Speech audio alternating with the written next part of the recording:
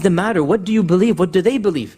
And so Zaid ibn Amr would explain to him that I cannot worship idols, I cannot do what these people are doing. And the Prophet ﷺ found a kindred spirit, because as we know, the Prophet ﷺ himself never worshipped an idol. He never bowed his head in front of an idol. He never sacrificed meat to an idol. All of these things he himself did not do. So Zayd ibn Amr ibn Nufail, as we said, he continued upon this religion, and he died 5 years before the Prophet ﷺ began preaching Tawheed. 5 years.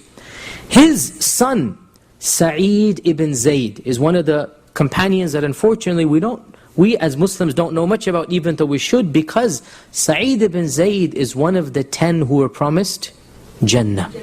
This is one of the big names, but unfortunately we don't know much about him, meaning this society, not that we don't know from the books. Sa'id ibn Zaid was one of the 10 who are Ashara Mubashara. This is his son.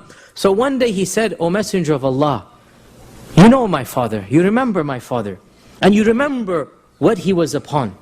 What will be his fate in the akhirah? You can tell me, he's loving, he wants to know, Ya Rasulullah, what's going to be the fate of my father in the akhirah? So the Prophet ﷺ said, he will be resurrected on the day of judgment, his own ummah. He is a one-man ummah, without any prophet, because he was such a pious person. And when he went back from Isra wal Mi'raj, you know the famous journey, we're going to talk about that, he said to Sa'id ibn Zayd, I entered Jannah and I saw your father, Allah had blessed him with not one but 2 gardens.